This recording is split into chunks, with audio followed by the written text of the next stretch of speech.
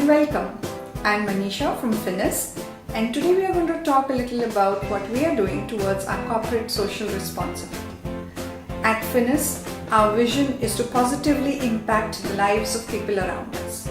In line with this thought process, we have committed to spend 1% of our revenue through the Finis Foundation, and this is primarily aimed at uplifting the healthcare and education of society. Learning space is one of the steps towards this.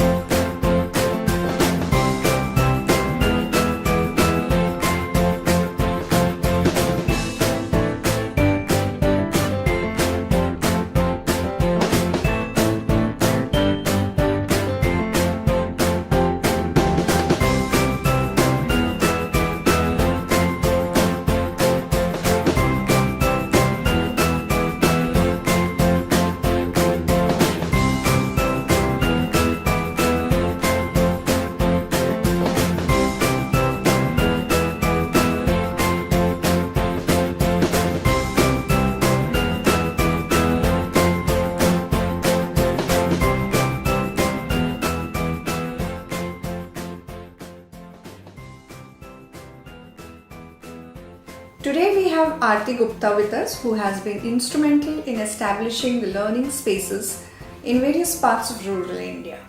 Hi Aarti. Hi Manisha. How are you? I'm doing good. What about you? Thank you. I'm doing good as well. Tell us something about the learning spaces. Learning Spaces is about falling in love with learning once again.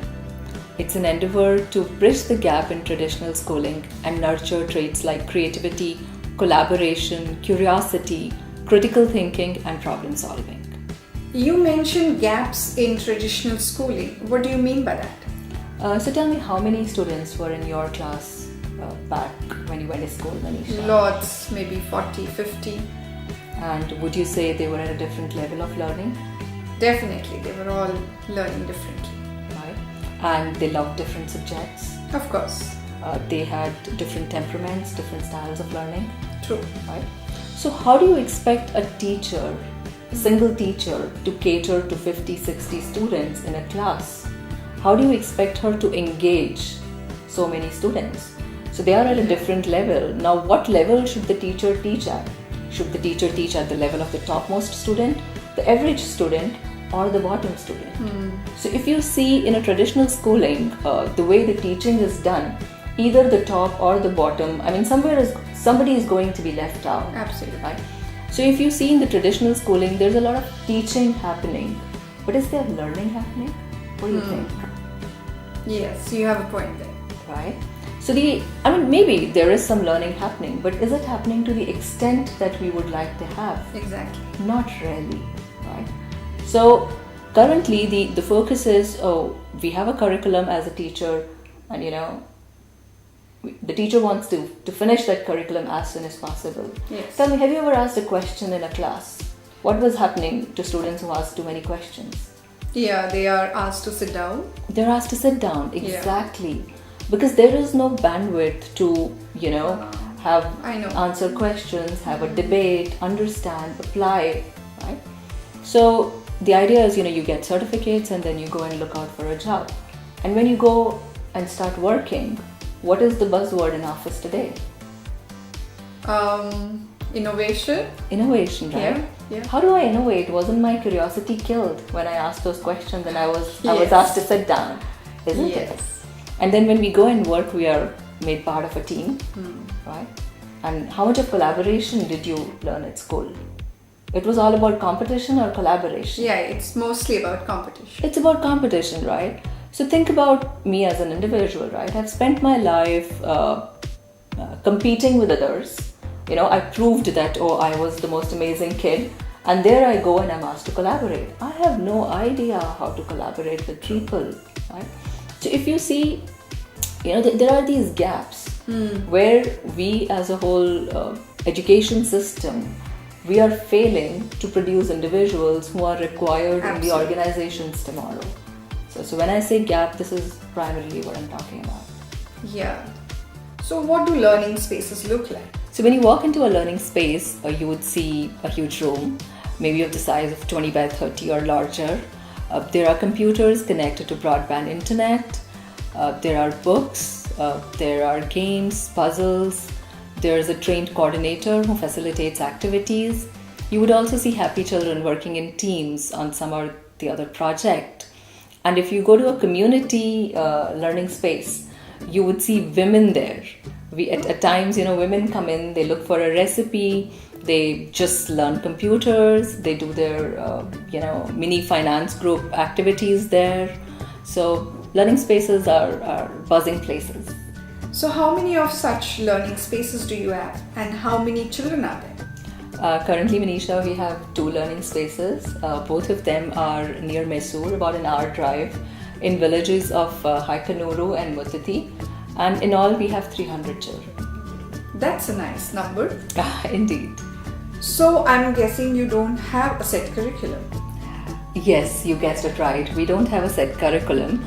But what we do is we take important concepts from English, science, maths, geography, history, economics, which we think every individual should know. And then we design activities around that.